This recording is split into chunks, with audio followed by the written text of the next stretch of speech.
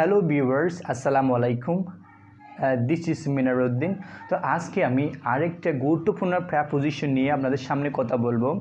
আজকে যে প্রেপোজিশনটা নিয়ে কথা বলবো সেটা হচ্ছে কি till এবং until। আমরা এগুলো কোথায় ইউজ করব এবং কীভাবে স্মার্টলি ইউজ করব আমি আজকে সেই বিষয়টি আপনাদেরকে জানিয়ে দেব।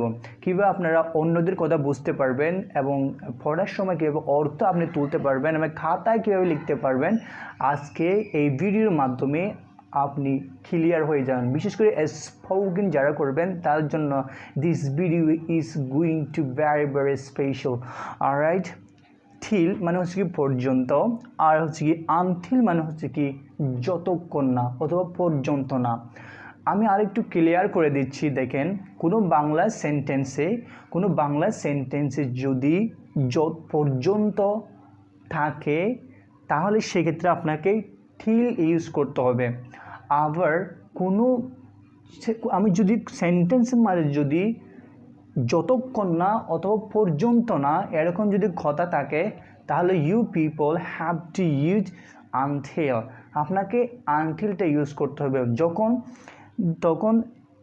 যখন এই যতক্ষণ না এটা থাকবে তাহলে আপনাকে আনটিল ইউজ করতে হবে। যেমন দেখেন, আমি সকাল পর্যন্ত অপেক্ষা করব, ঠিক আছে। এই বাংলা সেন্টেন্সে দেখেন এই পর্যন্ত কথাটি আছে, ঠিক আছে। পর্যন্ত কথাটা যখন আসে তাহলে আপনাকে অবশ্যই ইউজ করতে হবে, ঠিলটা ইউজ করতে হবে, কারণ এখানে পর্যন্ত আছে। তাহলে দেখেন, I will wait till the morning। তাহলে কী হবে? I wait till the morning, আমি সকাল পর্যন্ত অপেক্ষা করব। তাহলে একদম সিম্পল, এটা কিন্তু খুবই সিম্পল, ঠিক আছে। পর্যন্ত আছে, দ্যাটস ওয়াই এখানে কী হয়েছে, till হয়েছে। তারপর দেখেন, সে বাজার পর্যন্ত যাবে, তাহলে কী হবে? এখানে অবশ্যই till হবে, কারণ পর্যন্ত আছে। এই বাংলা সেন্টেন্সে কী আছে? পর্যন্ত আছে, দ্যাটস ওয়াই ওই জন্য এখানে till হবে। তাহলে সেন্টেন্সটা কী হবে? দেখেন, she will go till the market। she'll go till the market, উনি বাজার পর্যন্ত যাবে। তাহলে এখানে টেন্স অনুযায়ী কিন্তু এটা চেঞ্জ হবে। টেন্সের যে টেন্সের হোক না কেন, যদি ওখানে যদি ঠিলতে থাকে তাহলে অবশ্যই আপনাকে, যদি পর্যন্ত থাকে তাহলে আপনাকে ঠিলটা ইউজ করতে হবে। অলরাইট, তুমি শুরু থেকে শেষ পর্যন্ত লিখো, তাহলে কী হবে? পর্যন্ত আছে, till দিয়ে আমাকে বলতে হবে অবশ্যই। তাহলে কী হবে? You write till the start to end। তুমি শুরু থেকে শেষ পর্যন্ত লিখো। তুমি আজকে যে সব কিছু তুমি এই পেপারটা অথবা এই প্রশ্নটা শুরু থেকে শেষ পর্যন্ত লেখো। তাহলে কী হবে? You write this question till the start to end। তুমি এই প্রশ্নটি শুরু থেকে শেষ পর্যন্ত লিখো। You start the question till the start to end। তুমি শুরু থেকে শেষ পর্যন্ত লেখো। তাহলে দেখেন, আমি একটু রিমাইন্ড করে দিতে চাই, যদি পর্যন্ত থাকে তাহলে অবশ্যই আপনাকে till ইউজ করতে হবে।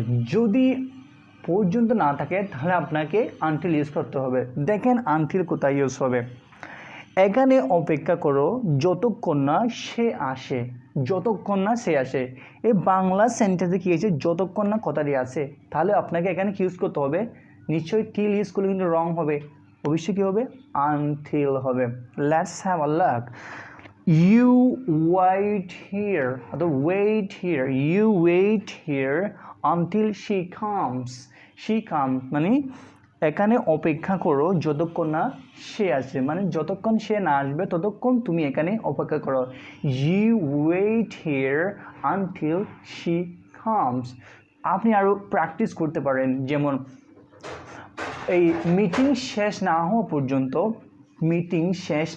পর্যন্ত তোমরা সবাই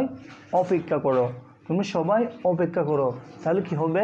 you everybody wait here till in the meeting। মানে মিটিংটা শেষ না হওয়া পর্যন্ত until মানে না হওয়া পর্যন্ত। So you everybody wait here until the end of the meeting. মিটিংটা শেষ না হওয়া পর্যন্ত সবাই অপেক্ষা করো। এই পর্যন্ত না অথবা কি বলবো যতক্ষণ না এগুলো যদি থাকে তাহলে আপনাকে অবশ্যই ইউজ করতে হবে until ইউজ করতে হবে। I hope I made you all clear about till and until. So if you people really curiosity in order to speak fluently and want to learn new rules and regulations for speaking, you have to enjoy this class or watch this class so that you can learn a special or animal thing than others, and you will able to apply at the time of speaking this roles that will be awesome for you in speaking people. So don't waste time, practice a lot, taking different type of strategy that will bring your fluency. All right, so এভাবে আপনাকে কি হতে practice করতে হবে। তো যদি ভিডিওটা যদি ভালো লাগে তাহলে I request to all of you that for subscribing my channel and পাশে যে বেল আইকনটা আছে please press that so that you can get my video whenever I will upload through the channel. Thank you.